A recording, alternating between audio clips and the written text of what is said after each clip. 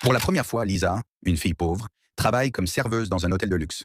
En voyant un gros billet par terre, elle se penche instinctivement pour le ramasser, attirant les moqueries des jeunes riches.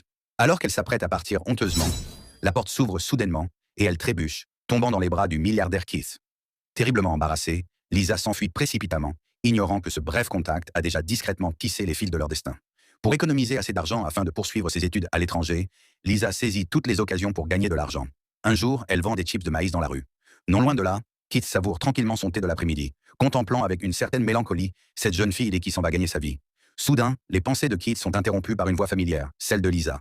Ayant un besoin urgent d'aller aux toilettes, elle confie avec assurance son tas de maïs à Keith avant de courir vers le café. Malgré ses protestations, Keith prend soin du stand sérieusement lorsque des clients demandent que les prix. Malheureusement, le propriétaire du café vient se plaindre, accusant Keith de nuire à son commerce.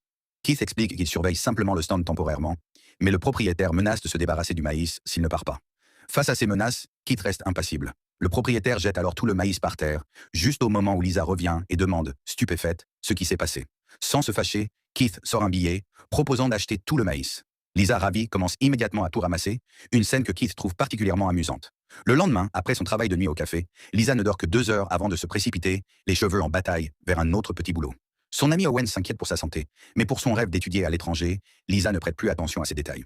Ce qu'elle ne sait pas, c'est que les organisateurs de cette soirée sont Keith et son frère Hunter. Keith reconnaît Lisa dans la foule et lui fait un signe. Épuisée, Lisa fixe Keith et pose inconsciemment sa main sur sa jambe. Par réflexe, Keith la repousse et la fait tomber.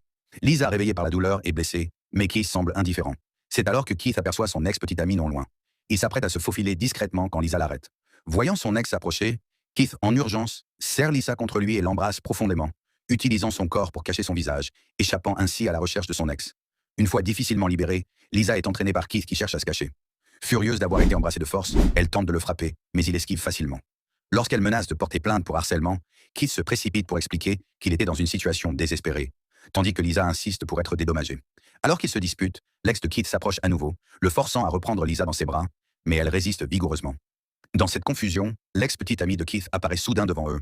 Les regards des trois se croisent dans l'air, figeant momentanément la scène.